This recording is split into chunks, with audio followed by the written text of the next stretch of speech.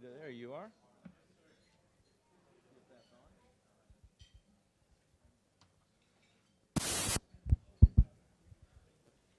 At this time, I'd like to introduce any international Rotarians, if we have any. Bob Werner, please. Right here, Bob. No? Our Canadian friends didn't show up? We don't have any except Kim. International? Ah.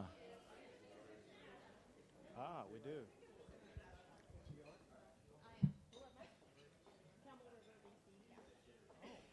Canada. Wow. Sorry, boss man. I forgot.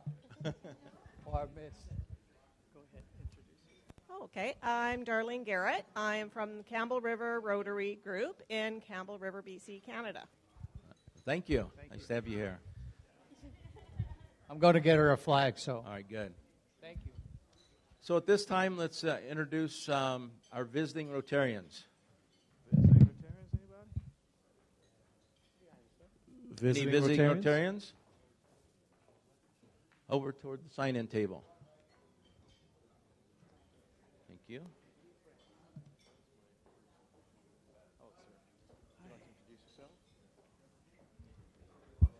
Yeah, if you'd introduce yourself and what club you're with. I sure will. Sorry to be late, but my name is Walt Parrish with the Rotary Club of Fresno, and I'm happy to be here. Very nice. Good to have you here.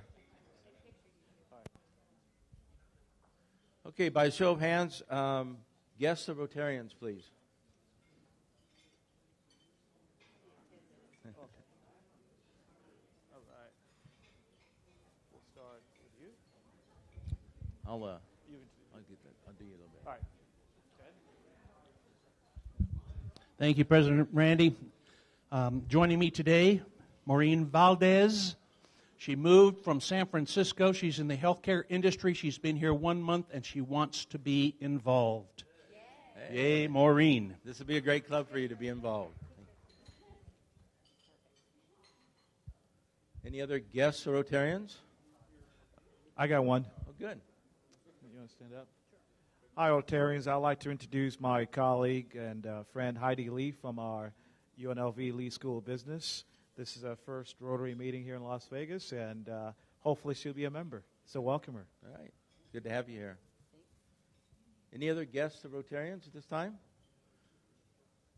I'd like to introduce the head table today. Dwayne Matters is our speaker today. He'll be more formally introduced a little bit later. Nice to have you here, Dwayne. And his friend, Christine Ruggiero. Okay, thank you. And I have David Thorson, past President David Thorson, at the head table. So, the Thor is in the house. I'd like to thank the Rotarians that helped me today. Set up was Mike Sudamat and Anna Oriana. Greeters, Kirk Alexander and Chan Lam. And I know there's one other person up there, too. Adam was up there. Yes, thank you, Adam. Invocation, of course, by Jaime Goldsmith. Our song leader was Michael Williams. Our sergeant at arms is Kim Nyoni. And tear down this afternoon will be Chan Lim and Jamel Sarat.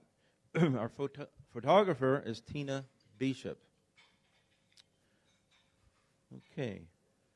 At this time, I believe we'll take the microphone to Steve Casey for a moment. Kim? Steve has a very generous offer. This is a past president, Steve Casey. They'd like to present to the club. I have 4 tickets to the opening night of the Las Vegas Philharmonic that I'm not able to use. Leonard Bernstein music is going to be played 7:30 Saturday evening. And I'm going to donate the tickets to the club. They're $300. So anybody who wants them, the money goes to the club. Any takers? Okay, the opening bid starts at $300. 4 tickets. I may not have mentioned that. 4 tickets. 4 tickets, and we'd like the opening bid of $300, please. Saturday night, 7:30 is the start of the performance. And he's donating the tickets, so all the money will go to our foundation. Okay. All right. We tried. Well, if anybody decides later, you see Steve. Thank you. Oh.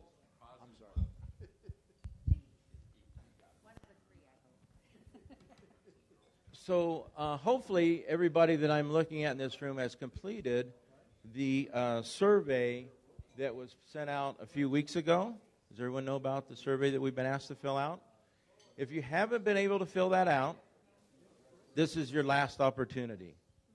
We have 2 computers set up in the back of the room, and immediately after the meeting you could go back there. But we'd like to get everybody's input. It's going to help us make decisions on how we move forward, the things that we do, whether we like what we're doing, whether we want some changes, things like that. So being a part of this club, I encourage you to take a couple moments and fill out that survey. So today is that last day for that. There's 2 computers back here. So thank you.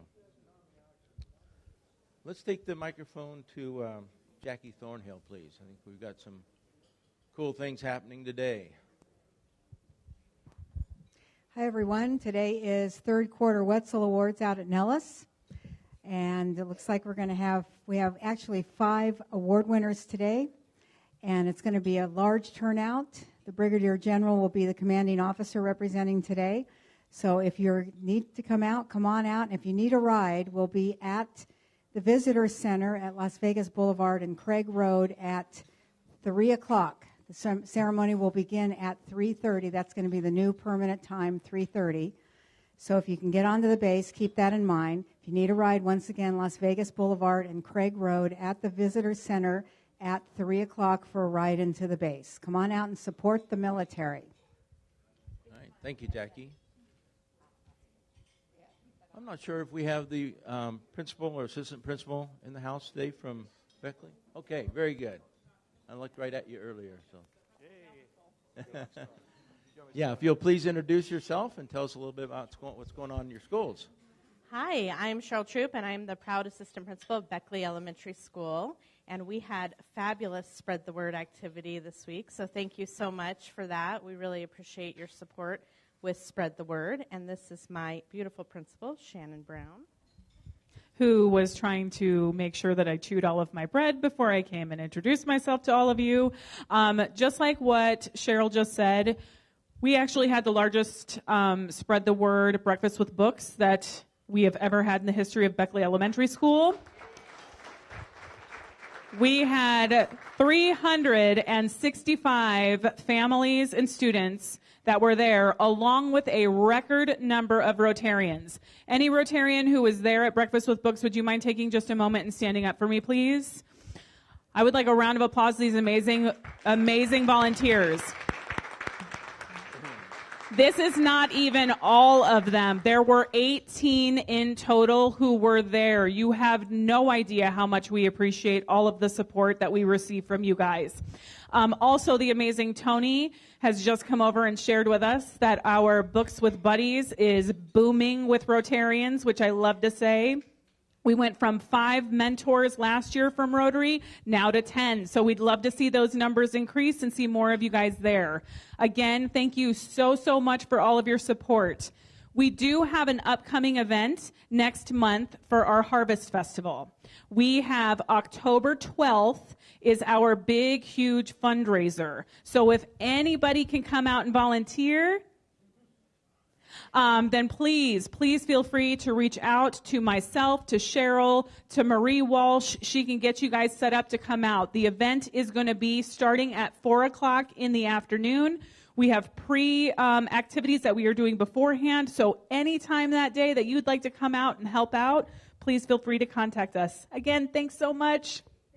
Thank you. I have a question for you as well. Were you looking for a little library house? Yes. Marie had said something about that to me. I think I have found that for you. So I'll be talking to you about that after the meeting. We'll get that to you. That's perfect. Yeah. Yay! More books. We love it. All righty. Thank you. Well, this time I think we have a few moments for a little fellowship. So we'll break and enjoy your lunch.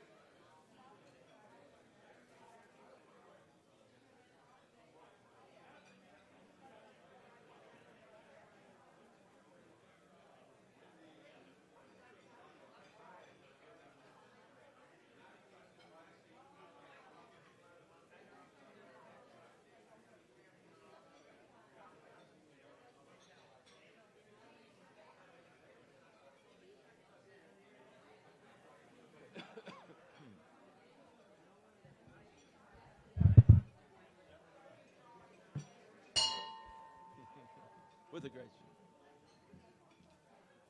All right, let's start back up. If Kim is ready to help me out here. Yep. There you are, ready to go. Let's take the microphone to Deb Granda at this time. Deb, if you can give us some update on the raffle, first of all. Oh, okay. Good afternoon, fellow Rotarians. I did give the count on the raffle to Janice, but I think it was we're around 160 tickets sold and, pause and smile, 160 tickets taken and sold, and the money's in. So we have $16,000 so far. Of that, $6,000 is profit so far. There's about another 80 or 90 tickets that are outstanding that people have, and the money has not been turned in yet. So if you have money, please turn it in, and please try to sell the tickets. We really don't want to take them back. We will if we have to, but we really don't want to take them back. We really would like to see everyone sell them to your friends and family. And then that leaves somewhere approximately 50 that still need to be picked up. So again, this raffle, we're hoping to earn $20,000, and this goes to our mission, of teaching youth to succeed through literacy, education, and life skills development. So we can't continue to do fabulous things at Beckley, like we heard earlier, if we don't have any money. So please try to sell the tickets. We will be accepting tickets and money up until 12 o'clock on the 27th, the day of the drawing. So I need a little bit of time to reconcile before the ticket is drawn. So the 27th, 12 o'clock, we need all the money in. Thank you. Okay, if you'll hold on just a minute. I want to interject some other things about this drawing, too. This is the first time we've done this, folks. And I can tell you from personal experience, it's just not that difficult. I had 3 with me this morning, and I merely asked 3 people, and I sold 3 tickets. So we can do this, and this money is all going to the proceeds of our foundation. This is probably one of the easiest, least physical projects that we've done. So if you haven't taken a ticket, grab a couple tickets from Deb today and go out and ask some people. It's a great opportunity. The odds are good, 1 in 300 that you're going to win $10,000. So let's take this seriously. And let's all participate in this. So this is $20,000 that's going to go right to our foundation. So right, and from what I understand, Janice Lencke is working on a special presentation for the 27th. It's at this point a surprise, but we will have a special visitor here to actually pull the ticket for us. So again, try to sell those tickets, and it is one of our biggest fundraisers. So I appreciate all your help. Thank you. Okay, and while we have you, do you have anything to talk to us about on the Shakespeare Festival? So I would like to thank the members that showed up over the weekend for the Shakespeare Festival. We did have a wonderful time. The home that I rented was adorable, and it had a fabulous backyard, and the weather was cool, and we were able to sit in the yard for a few hours in the afternoon and drink wine and eat food and drink a little more wine and see some fabulous shows. So I encourage everyone next year, to sign up. It is a lot of fun, and the weather's at least 20 degrees cooler up there. Right. Thank you. Let's take the microphone to Kirk Alexander. He's here. He's present. He's here because he's not all there. You brought it guy. up. Hey, I think you should explain a little bit the Dr. Seuss thing. We got a lot of members that don't know you as Dr. the Seuss. Now purveyor that of Dr. Seuss. got a little more educated on the... All right, so I wanted to talk a little bit, just to kind of dovetail on what Shannon Brown said about Breakfast with Books. It was very successful. As a matter of fact, to break down that number of 365 people involved, 214 of those were kids. And one of the things that's probably the most important is that by doing this, these children are able to build a library of their own at home, where their family can't really support or buy the books that they're collecting when they're there. So that's probably the biggest part of the whole thing. Those of you that attended, I'd encourage you to ask other people in the club to get involved with this program. It is really amazing. It's funny how when you go the first time and you don't know what to expect, you go back. It's a really good thing. And one other thing, on the 22nd of September, we're going to do a little highway cleanup out on the road that goes from Red Rock to Blue Diamond. That's our stretch of the highway. It's out off of the Bonnie Springs Gate. So if you've got some time on a Saturday morning, usually about 2 hours, we'll say, maybe 3 if you're going to indulge in breakfast afterward at Jerry Sennes' house, the 22nd of September. See you then. Okay, thank you. Okay, at this time, let's take the microphone to Tom Krob.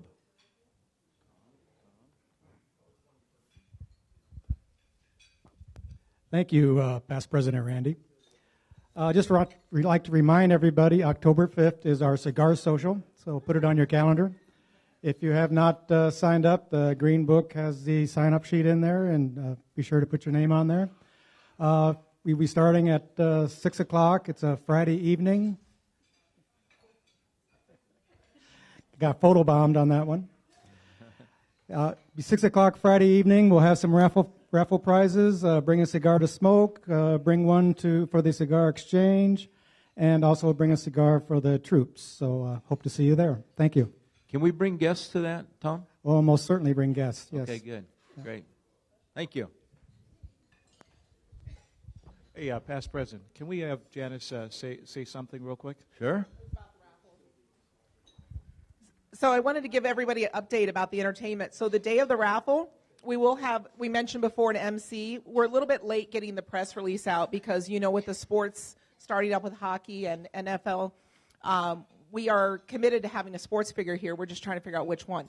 So we will have a couple of showgirls here, and they will be in Golden Knights attire. So great photo opportunities for you guys. And we mentioned before, when you're selling these tickets, think about colleagues, friends, business associates. Great way to get them to come as long as you've bought them a ticket or they bought a ticket, and take advantage of the festivities that day. So really trying to get the press release out so you can use that when you're out selling tickets outside the club. Thank you. So I heard a little undertone when you said showgirls, but dressed in what? Golden Knights. So how are we going to know they're showgirls?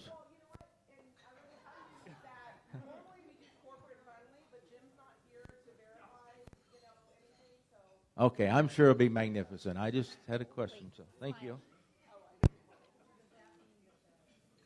So I think that concludes our announcements and at this time.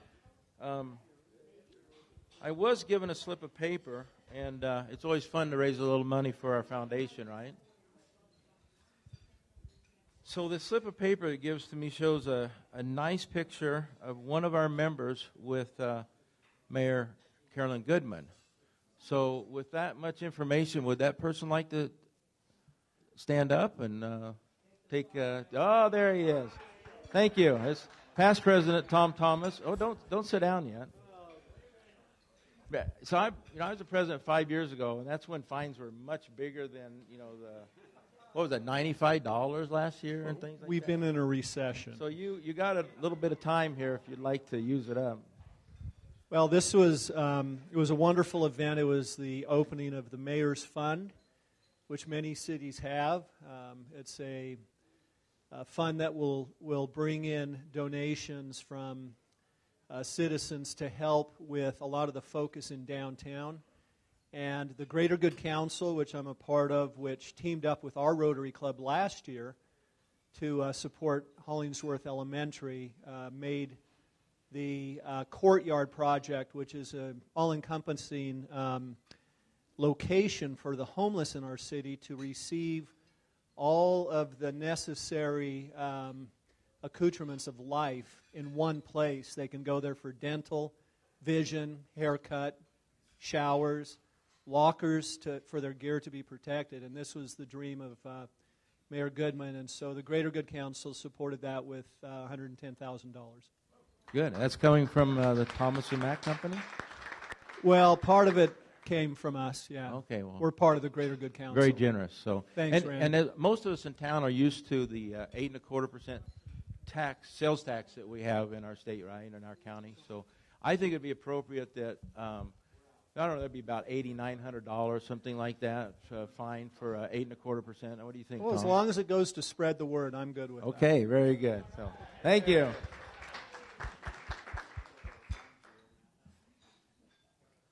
But this time, whoever has some red tickets out there, we'll pull them and see who the lucky winner is. Ready? Where's the deck of cards?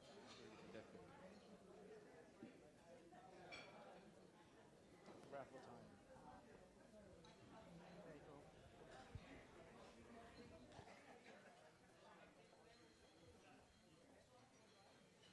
Okay, I've given a quick shuffle here. The number is 509-5329. 5329. Bob Werner.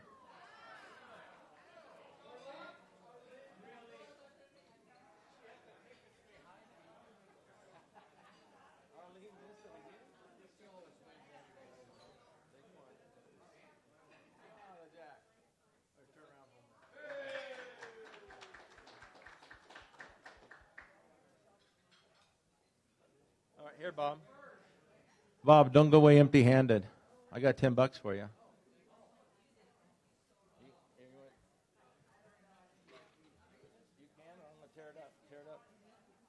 Okay, and for $50 in Lowry cards, 509-5189. 5189.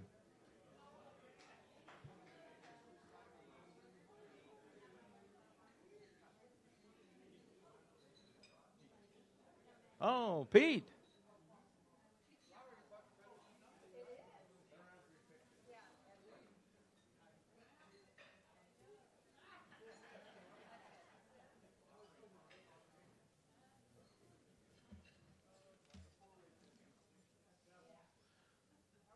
Okay, at this time, I'd like to invite David Thorson to the podium. He's going to formally introduce our speaker for today. David?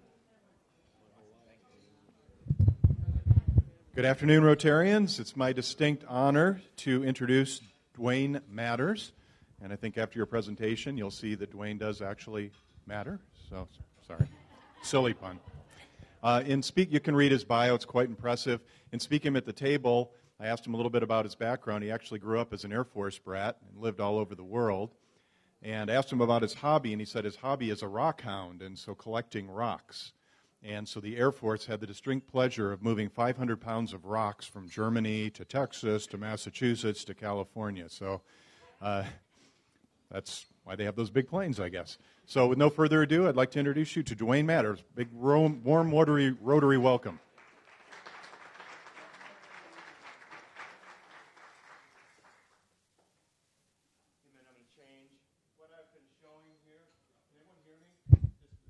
I walk around? Oh, great, thank you.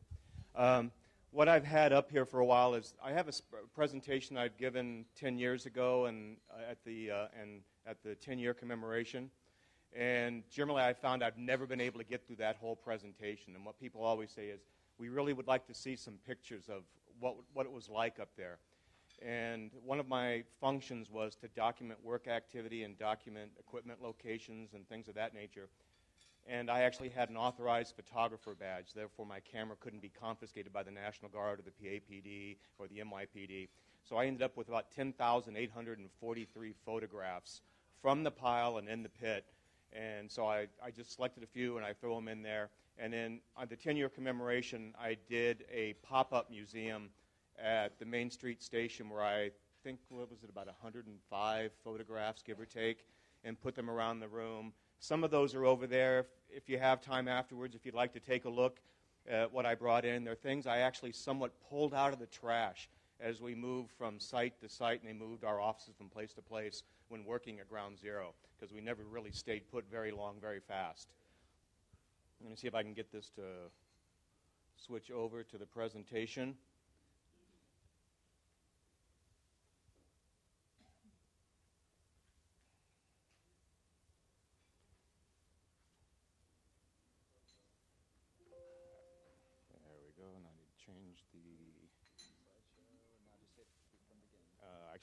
I want to move it on my own, so basically, so I want to move it on my own. I don't want to, it's not timed. Okay.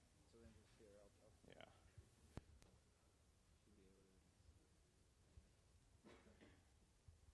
Okay. I had the distinct pleasure and actual honor, I consider it, to serve at Ground Zero from September 15th to March 31st. I originally went down there to set up an air monitoring network.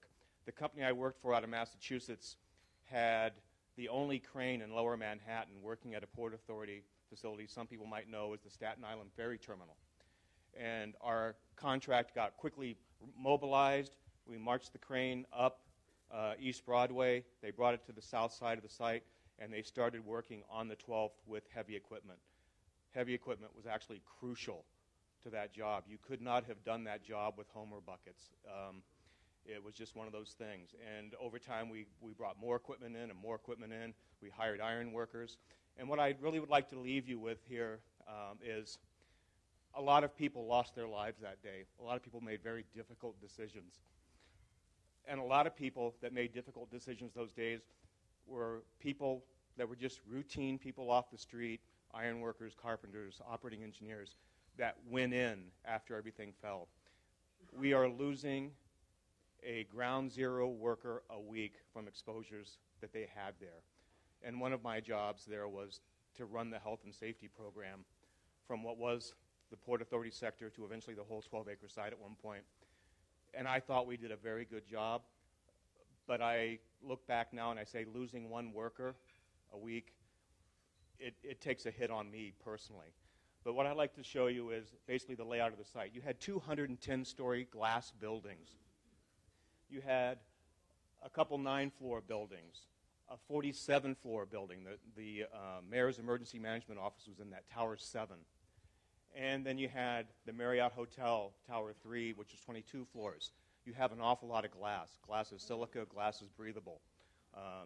And you had major destruction. Anything in red was to ground that day by the end of the day. Everything that's green was still standing partially. Everything in yellow was damaged. That's kind of the same outlay with the building outlines there. There's also an aerial that hung in my office for a while over on the table that's about the same thing. It just doesn't have the building outlines that shows it. The blue line going across is the former shoreline of Manhattan in the 1700s.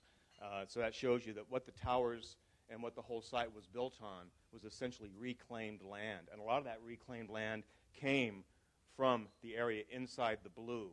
People heard about the slurry wall, which I hope we'll get to talk about later. A lot of that material came from inside that slurry wall so we could put the buildings up later on.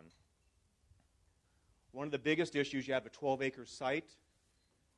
There aren't many ways to get to the center of 12 acres to lift anything if it's all destroyed. So one of the things that was done was LIDAR. That was one of the first real strong applications of LIDAR technology, which is a GPS, radar, combined technology. It gives very precise height and GPS coordinations.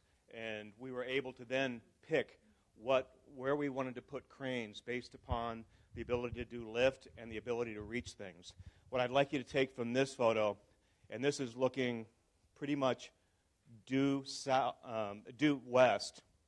If you see that little crater, and I figures it's not going to show up here, but if you notice that crater, that building is Tower 6. The top 12, 15 floors of Tower 1, as it went down, creaked into that, fell into Tower 6, caught Tower 6 on fire. Many of you may have seen the cross that was put up at Ground Zero at one point. It's now in a museum. It's part of the National Museum. That was actually found in that crater. And we moved it around a couple times, put it up on the stanchions for the North Tower to Winter Garden Bridge that was also collapsed. As most of you may know, the initial incident, we had 210-story buildings down. We had several 9-story buildings down. We were told when I got there on the 15th there were 5,000, maybe 10,000 people dead or missing. the only hard count that was out there were the aircraft. That was the only hard count for days. We had a response that was proper incident command run through the FDNY, but then you also had civilians, as I mentioned, that ran in, and they wanted to start moving concrete, moving dust, moving things, which is very dangerous in an incident command structure, and also very dangerous in that environment where you have a lot of loose debris, a lot of contaminants, a lot of things that are really people shouldn't be exposed to unless they know what they're doing. And we didn't have any safe egress. We were very concerned that buildings around the site might collapse. World Financial One, the Deutsche Bank building, we were concerned that that might fall in the process. We were concerned that the slurry wall would give way. If that happened, although people use the expression that the Hudson River would come rushing in, it wouldn't be quite like that, but it would be pretty close. You would have all that water that was west of the site only by about 800 to 1,000 feet moving into the site. We had no way in the first 3 or 4 days to move 5,000 workers out in less than an hour, let alone 5 minutes. So we had to get the streets cleared. That's an early photo from the 14th, looking at Tower 1. It was about 13 stories of debris. So we went from 110 to 13 stories. Highly compacted. And we'll see some of the compaction later on. That's looking along the west side of Tower 1, down West Side Highway, West Street, looking south. You can see how much debris is in the road. You couldn't crawl over that and get out if you had to get out in an hour. That's what it looked like 4 days later after bringing heavy equipment in and getting people who know how to move debris, iron workers, operating engineers. Those guys are the real heroes from September 12 on. Those guys knew how to cut stuff. They knew how to move stuff. There is an OSHA standard structure for doing work. There's no such thing as an OSHA demolition structure for doing work. So these guys, lack of phrase, they did the Lord's work on those days. That's looking on the south side. If you see where a little bit in front of that grappler that's in front, that's about where the Greek Orthodox Church was sitting. It was pounded to ground, not recognizable in any sense, way, shape, or fashion. That's Tower 6 looking into the crater. And that's the cross that we found in the middle that's now sitting in the museum. Give everyone a chance to look at that. Get out of your way.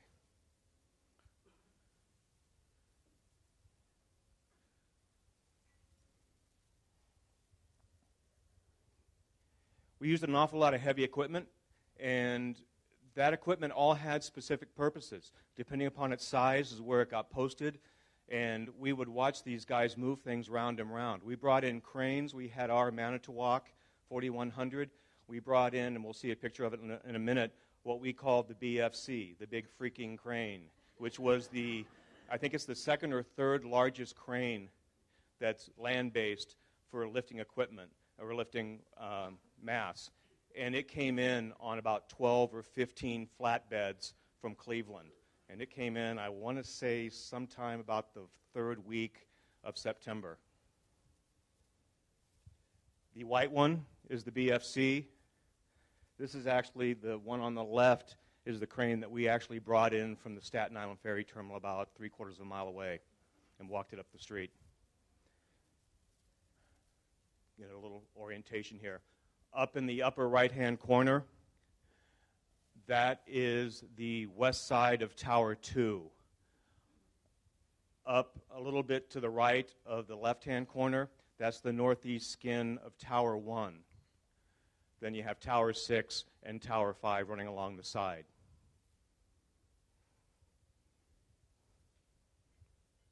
And this is the type of equipment we had, depending upon what it was doing, what was being lifted, and where it was. And physically, I had a picture, I deleted it out of here, I'm pretty sure, but we would station these cranes as we were able to get to the pile and do it safely. we would station these grapplers so far apart from each other, and they would physically hand steel to each other without putting it on ground. These guys know how to use their claws, and they save time by doing that, because putting it down, picking it up, and then moving it over, that's touching it 3 times to move it once. And these guys could do it, move it down the pile all at once. It was an absolute alphabet soup of contaminants. If you can think of a letter of the alphabet, I can give you something that, if it's not a carcinogen, is something that you shouldn't be exposed to, and you shouldn't be exposed to for the hours that people were working. A shift was 12 hours. A shift for me was 14, sometimes 18, because I had responsibilities for meetings. But every one of these things will do damage to you. Everyone thought about asbestos, of course, but everything down that line, based upon what the building was made out of. Think about taking any building, this one for instance, and crushing it and burning it. What's going to be given off, from the fluorescent lights to the glue and the laminates to the wire? And then on top of that, the buildings on Tower 6 and Tower 5 were government buildings. They had labs in them, and they also had shooting ranges in them. So there were ammunition issues we had to deal with over time. There were numerous air monitoring programs. My company ran one. That's what I went down there originally for the first week. It was the week I was supposed to be out, but I asked to stay.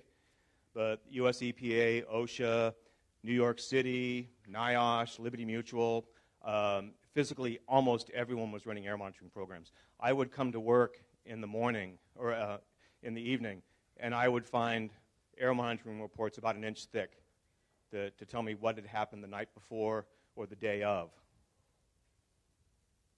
We would get safety bulletins routinely from the Department of Design and Construction. That was the New York City's representative for overseeing this job. People have a misconstrued notion of what FEMA does. FEMA does have response teams, but FEMA's biggest responsibility in any disaster is to make sure that locals have what they need to do what they need, whether it be money, equipment, staging. You don't generally find FEMA workers doing all the work. What you find is they are the glue that holds everything in between. They're the cement in the piece of sandstone. And then the sand is all the little agencies or entities like what I was working for to get the work done. We found an awful lot of ammunition out of Tower 6. I actually had an iron worker that was cutting on Tower 6 one night, and a round went off and grazed his shield. That's when we realized we had a problem. That was the first time anyone ever brought up ammunition, other than the fact of right after the job, the Secret Service, the FBI, they wanted in the basement of Tower 6 because their cars were there, they had weapons in their cars, and they didn't want people going in there and getting those weapons. And there was a picture in the slideshow that was in there of those cars. They were burned. There was nothing there salvageable at all. But by the 17th of September, they wanted in that garage no matter how unsafe it was. And that's just the meeting reports from that. We would receive work area notifications where you can and cannot go. If you're on that shift, we had horns we would blow. We would let people know that we're about to drop something. And I would brief my workers, my iron worker crew, and we would make sure that everyone had a copy of this thing so they knew where they were and where they weren't supposed to be. And we would quiz them and say, I'm going to blow it 2 blows on a horn. What does that mean? Our goal was, in the beginning there, no deaths. And this is the easiest way, just not knowing your surrounding. We now use the phrase situational awareness. One of the problems we had was keeping those cranes and the equipment stable.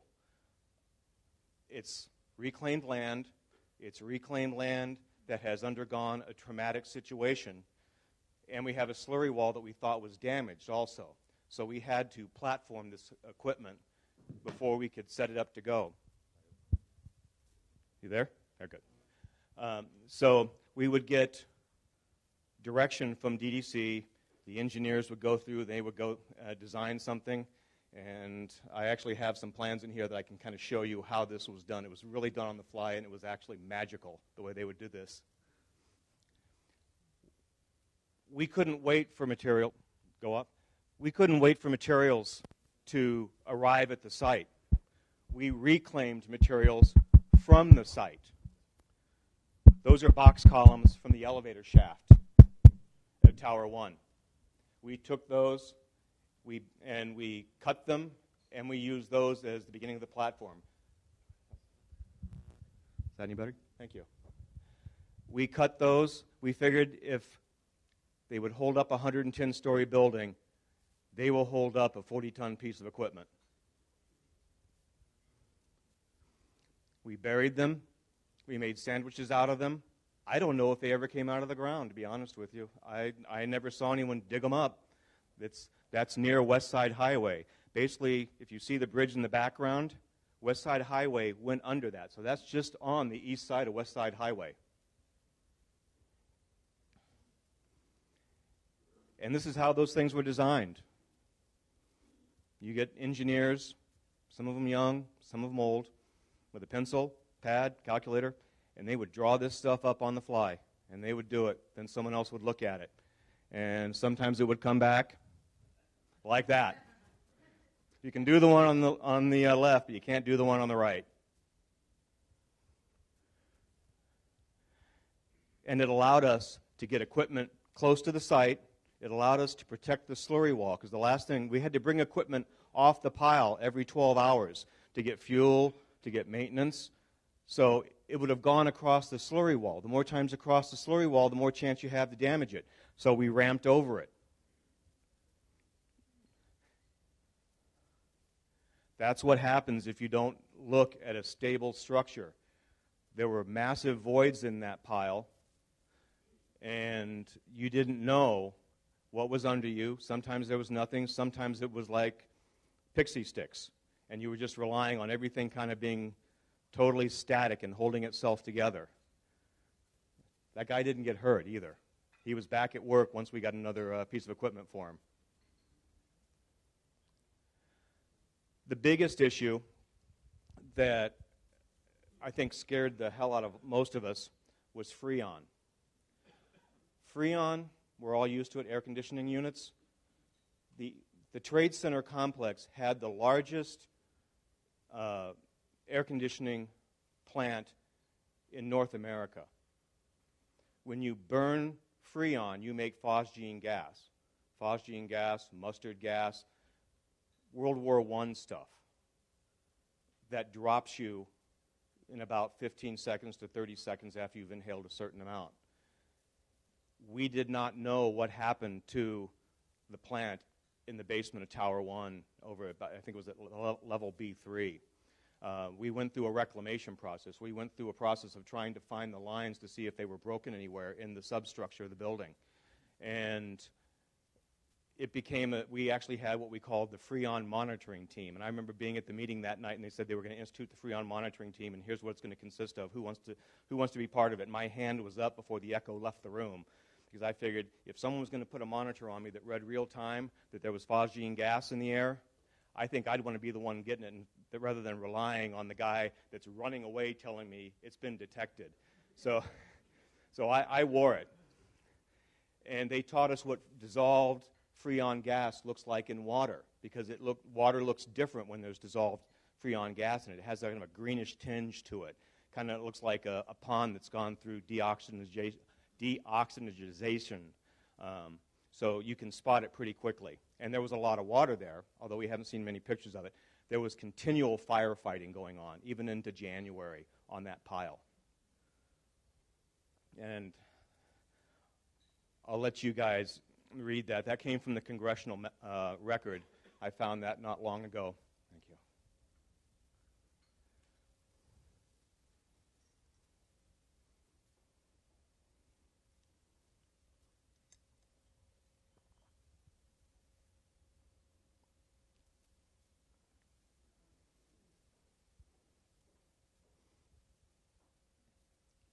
We didn't know we signed up for that.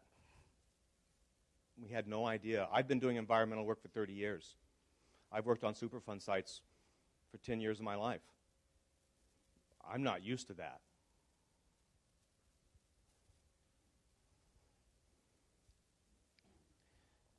That's the extent of the fires in 2001. That pile insulated the fires. It kept everything that was hot inside that pile. And as you pulled things off, they would come out hot. And sometimes if there was a little bit of fuel there, it would light up on fire. There's a picture at the end of the slideshow where I have 2 pictures of myself. I don't have many pictures of myself there. And I look kind of gray. I have my safety glasses off, and I look like Rocket J. Squirrel from Bullwinkle. I got caught out in a fire for about an hour and a half. A grappler pulled a piece of steel out. Everything went up, and they taught us very well how to work with things. And one of the things they said was, if you lose sight of your grappler operator, stay where you are. Don't move. He knows where you are. You move, he's going to keep working. He's going to work. And if he's moving a 30-ton piece of steel and you've moved, he's going to hit you, and your hard hat's not going to do you any good. So get to ground, stay put. They will put water on the fire and get you out, but don't go anywhere unless someone has line of sight on you and you've got corroboration that you both know where you're both at.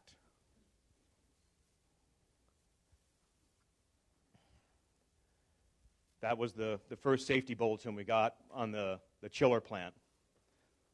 We never thought about that in the process of September 15, September 20. And in the process of going through the sub-basements of the building, level B1, 2, 3, and all that, we were looking for things that said refrigerant on it to see what the condition of that pipe was. That's actually the chiller plant right there on the west side, kind of the southwest side of Tower 1. Those are 2 of the tanks you see there. That's the turn down for chilling the water that feeds that plant.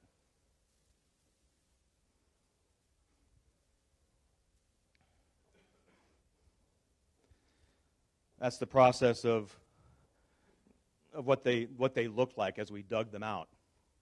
They were intact. They did not have much Freon in them. We collected Freon from various piping structures that we found. We did collect some from 1 or 2 of the tanks, but we never collected all of it. I don't think we even got 10% if I had to throw a guess out there of it. We had a special radio system set up. I normally carried 1 radio. Because I was on the Freon monitoring team, I carried 2 radios. You had to make sure you knew which one you were talking on at the time, so that if there was a Freon emergency or a phosgene emergency, that Incident Command, FDMY, knew about it. It didn't go to the site, so people started running around all over the place, that they could direct people out the way that you needed to go based upon which way the windsocks are pointing and which way the egress is there, the quickest, fastest crosswind direction. And that's the storage vessel they brought in for us. Now, you saw the size of the 4 tanks that were in that, and that's what we were supposed to use to get all of it back.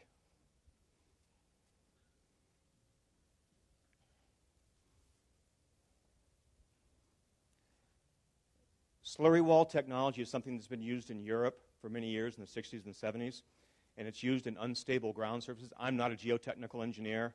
I've done geotech. It's by no means a specialty of mine. But the World Trade Center complex was like the first big use of it in the United States. It was 3 foot thick, socketed to bedrock, about 80 feet down, 70 feet than the general number we use. And there were 158 panels. What's done is trenches are dug with special equipment. Concrete slurry is pumped in around rebar cage, and it's allowed to set. It's tied into the bedrock on the backside. It's strengthened to a certain number of kips, pascals, kilopascals actually, and then you dig out the center so that you can start building. And it being tied in is what holds it up, and then when you get to a certain point, you're able to cut those ties, they're called tendons, and then the building stands on its own. It puts a downward force on the outward walls, and then the river or the soil is putting the opposite force equal back into the wall, and everything's supposed to stay right the way it's supposed to stay. And it works very well. The biggest problem we had, and I didn't mention this because in the process of debris removal, was we had 4 contractors that started there on that site on the 12th of September. The one I worked for, Amic, Bovis, which was a little south of us. You had Tully that took the east side of the site, and then you had Turner that only had Tower 7. Giuliani was, I don't want to see a pile on December 31st. I want to see flat ground. Everyone went to their marching orders. They tried to make flat ground. Well, what ends up happening is you have people removing debris at different rates. Well, the south side, for instance, the debris gets removed a little deeper. Well, that causes a little bit of a shift. We were afraid at one point that we were all removing at such different rates that we were actually going to cause the collapse of it to begin with because the slurry wall wasn't supported, and we have a weak side over there. It's essentially a weak side when you have debris out of it. It's not making an outward force against that wall. So we were afraid it would collapse on one end whoever was removing the debris the fastest and following Giuliani's orders, they were going to cause the collapse of the wall and make it worse. And I did mention this earlier. That excavation spoils pile from the center became Battery Park, which everybody knows of and around the area in the south end of Lower Manhattan. It's only the 3rd time that we'd used that technology. And when it was used before that, it wasn't used for much. Nothing of this magnitude by any means. It's been used recently for the Boston Central Artery Project, the 12-mile tunnel under Boston. And that's kind of how it goes. You put the slurry wall in, the black, then you drill in, and you try and reestablish those ties. They actually brought in a company from Australia to try and reestablish the cables. The cables were left in the ground. All they did was cut the trumpets, the inside tieback on the wall. And they tried for 2 or 3 weeks. They brought their equipment all the way from Australia. They tried to tie it back, and they couldn't be done. So it was decided, re-drill them. We got to get this done. And what we would do is we would remove tiers. There were, I think, 4 tiers of trumpets, of tiebacks in that. And they would go around and they would do 1 tier. Then as we would move debris and get cleared, they would do the next tier. And we'd work all the way to ground until we got to the final 70-foot basement of the site. And that's kind of what it looked like. That's one of them right there, over here, this trumpet process. You see them sticking out of the wall. That's the actual cable that's drilled into bedrock and grouted, and then a tension is put on it, and that's supposed to hold this whole thing up. What you can see, that was a ramp that we used to get down deeper into the site over time. A lot of these things were temporary. Once we found they were stable, we would use them. Then they would go away as we need to get other places. Here's something new. Anybody here into heavy construction or even house construction? That's essentially a rim joist for Tower 2.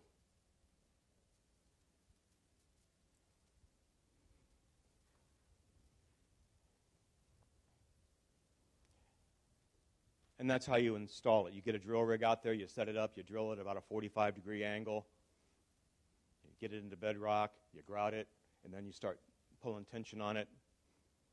And that's the limit of my expertise on this one. But we would get plans to say where everyone was working. The panels were numbered. They were actually labeled and then numbered. V for VC Street, West, W for West, C for Church, and we would figure out where everyone's working on that night so you knew where everybody was. And that's the actual plans from the tiebacks when the building was put in.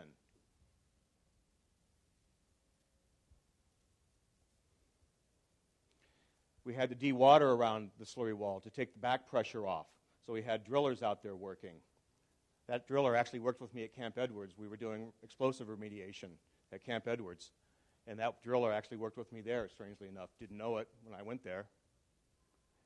And these guys were stuck in the middle of all this activity. And drill rigs are noisy. The site is noisy. These guys don't hear things. And he's set up right here, right in the middle of all this traffic pattern. So that was a health and safety logistics nightmare, too. It just had to be done. and that's kind of the way it looked for the roadways. We made circular patterns for debris, and we used the BFC as one of those because that was easy to spot. No one could miss the BFC.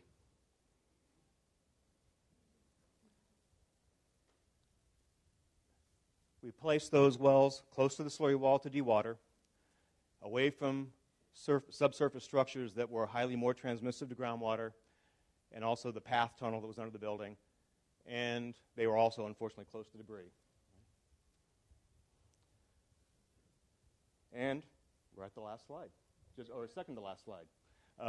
That gives you the idea of what was done there over that 8.5, 9-month period. We had 3,500 workers there, 3.18 million man-hours. No one died. A very few number of people hurt. Most people that were hurt wanted to be back that next day. Most of them came back within 3 or 4 days, which I think is absolutely phenomenal. We had, at that point, 238 workers' comp claims, and I'm going to leave you with this. Because I worked the night shift, I liked the night shift because more work got done, but it was also, from what I read later on, more challenging psychologically. And I found that quote sometime after. Very good. I'm sure Dwayne said he would be able to stick around afterwards and answer a few questions, and be sure and look at the artifact table. I look around at all of us. I think all of us remember where we were that day, right? So, anyhow, Dwayne, thank you very much for being here. I'd like to present you.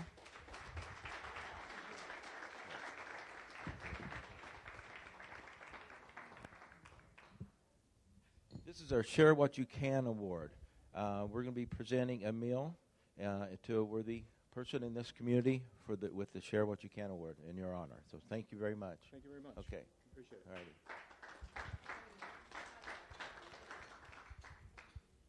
So one thing I want to point out for visitors and guests, the fine that I imposed on past President Tom Thomas is not really a real fine. I mean, Tom has pledged, as we all have, to what we're going to do for Rotary. So I don't want to scare anybody off that might be looking at joining our club today.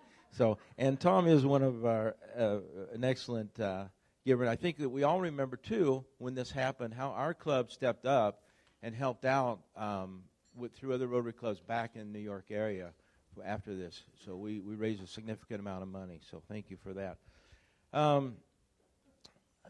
As we leave here today, let us go forth into the world in peace.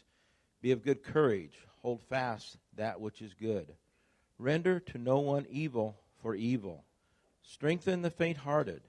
Support the weak. Help the afflicted. Honor all persons. Love and serve each other, rejoicing in the fellowship of Rotary. Be people of action. Be the inspiration. And you're off to great places. Today is your day. Your mountain is waiting. So let's get on our way. Meeting adjourned.